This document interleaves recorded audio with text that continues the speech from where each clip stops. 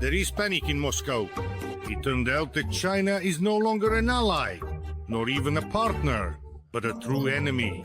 An intelligence division of the FSB has warned the Kremlin that Beijing poses a serious threat to Russia. The hacker group Analysts gained access to a secret FSB document in which the Chinese are referred to as enemies. No, that's a twist. The FSB suspects that the Chinese are engaged in espionage in Russia, using their companies and scientific institutions as cover. In other words, those very Chinese investments and economic cooperation that Putin himself begged Beijing for have turned against Russia itself. The pale geostrategist fought so hard for world domination and sacrificed 1 million Russians in Ukraine in the struggle for a so-called sphere of influence that he failed to notice how he handed over control of his own country to another state. And what's more, China is expanding its influence without a single casualty and without a fight. How is China perceived now? We remember how, just before the Ukrainian campaign began, our top official met with Xi Jinping and spoke with him. It was February 2022. Back then, they said everything was fine and normal, so don't worry. But now, after the web Kirill... The idea that China's northern neighbor, even if it doesn't have a strong economy, still has a strong army, this notion has clearly and quite noticeably been shaken in China in recent times. The Kremlin is also afraid because, during the war, Russia has ended up in complete economic and political dependence on China. That means you can't quarrel with them. You can't go after spies and suspicious investors. You can't firmly defend your own interests on the international stage, because in response to any, even minimal anti-Chinese actions, Beijing could stop trading with Russia or significantly reduce it. And what will happen if China stops buying Russian oil? Russia will be finished. That's it, the show's over. The electricity is out. And if China stops exporting its products to Russia, then even nails and tampons will run out in Russia, not to mention the paralysis of the military-industrial complex. That's why Moscow is now forced to grit its teeth and put up with any antics from the Celestial Empire. Russia no longer controls the situation. They wanted to be a superpower, but ended up as super victims. Security services see more Chinese intelligence activity in Russia, recruiting and seeking military tech. Talking about this is forbidden. There's an order not to harm the Brotherhood image. So while Putin is hugging Xi, the FSB is seriously preparing for a confrontation with China. Orcs are being packaged in bulk in Ukraine, and Putin has launched a suicidal arms race with NATO. China is calmly squeezing Moscow out of its influence in Asia and even over its closest satellites. Lukashenko has finally figured out who his real master is. And it's not Putin. At the opening of a stadium in Minsk, which was built by the Chinese, Grigorich essentially pledged allegiance to Xi Jinping. Our Chinese friends, they are here in China. They installed another one of theirs on the other side, on the inner courtyard. They should put up a monument to Xi Jinping here. I said that it would be fitting to put up a monument to my friend Xi Jinping here, because it was only thanks to him after making the decision that the Chinese built this brilliant stadium at their own expense. Not even his own dog has fawned over the Chinese leader like that. Lukashenko has gone all in and has completely handed over the keys to Belarus to China. And just for the record, this is a state allied with Russia. What is this supposed to be? Have they completely lost their minds? To say that the Kremlin is tense would be an understatement. Moscow was especially rattled by Lukashenko's unexpected visit to Beijing. The potato Führer made, at first glance, a strange trip to China.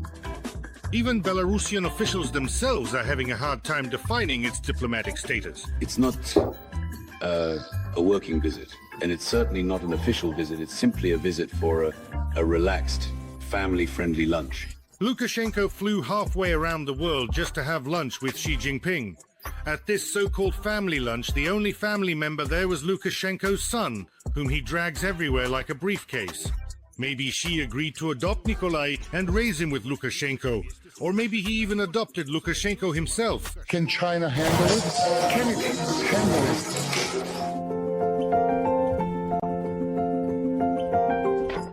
Basically, after the meeting, no results were officially announced, there was no joint statement released, and the Chinese press simply chose to ignore this so-called family gathering, offering no coverage at all. In other words, it turns out that Lukashenko really just came over to have some tea.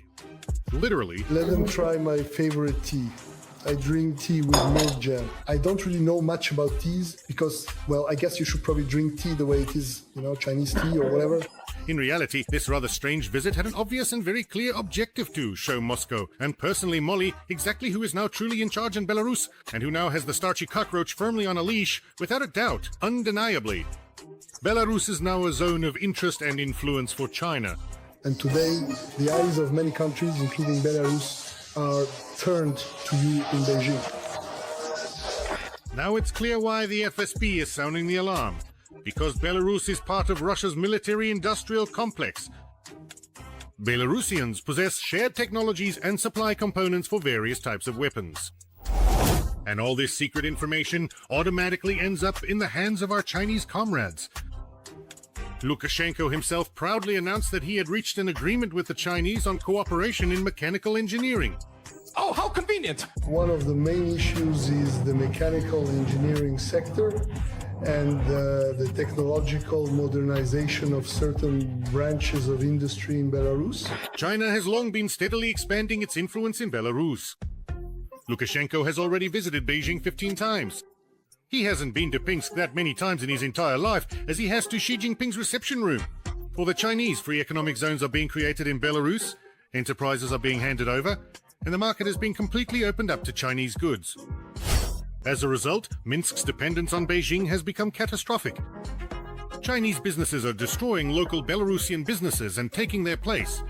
Because when the Chinese opened, for example, a factory, if I'm not mistaken, just yesterday, there was an announcement about assembling refrigerators, and in Belarus there's that land, which everyone knows. I think people in Ukraine have heard of those refrigerators too. Well, excuse me, the Chinese will do it faster, cheaper, and with much better quality.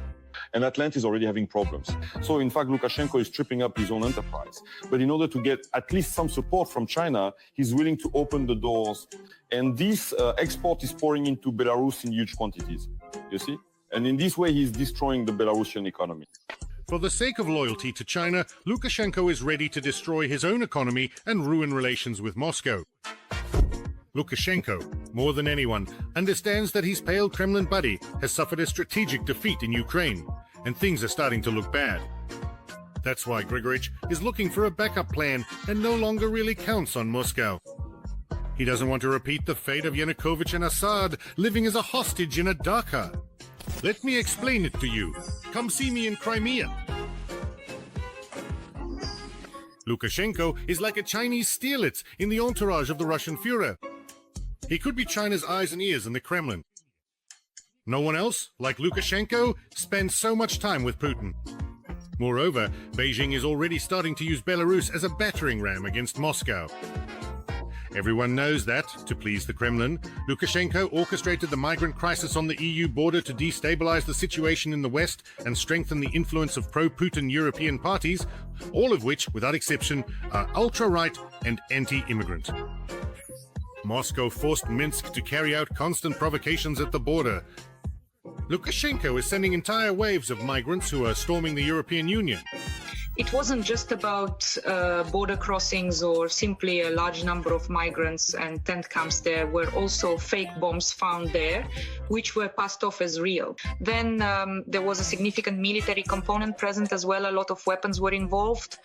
And today, considering the election process currently taking place in Poland, since they have a presidential election, I think this situation is not happening by accident. Belarus is deliberately creating it, and it's causing the same problem for the Baltic countries, especially Lithuania. But now China has entered the stage. The EU is one of its largest economic partners, and the crisis at the EU border is seriously hindering trade. That's why China slapped Lukashenko on the wrist and demanded an end to the provocations. So she is thinking, listen, if I'm asking you to solve this and you can't handle the problem, then why should I even talk to you? I will talk to Putin. Lukashenko is losing his agency. He has sold off Belarus's foreign policy. Strange, isn't it? He gave up a tool that is crucial for any country's leader foreign policy in order to hold on to his position, but now with limited powers, for example, without control over foreign policy. Lukashenko promised to resolve the issue, and by doing so, he, in effect, sends Putin and his interests to follow the same path as the Russian warship, and then begins to openly and publicly side with China. I'll fly there myself. Chirp, chirp. Putin tried to build a mythical Russian world, but instead he opened the gates to the Chinese universe. Belarus is just the tip of the iceberg.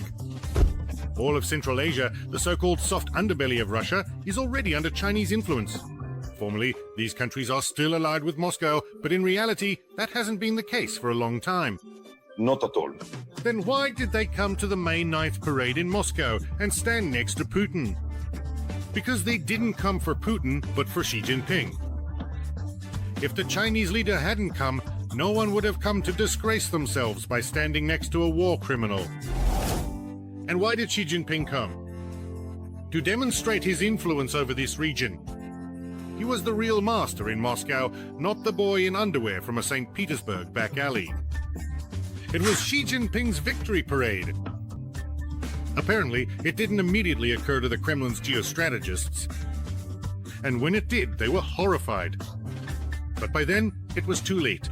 It quickly became clear that Russia is dependent on the supply of components for one thing, another third. This doesn't just apply to military equipment, but to other machinery as well. And it also turned out that China is capable of replacing a great many things.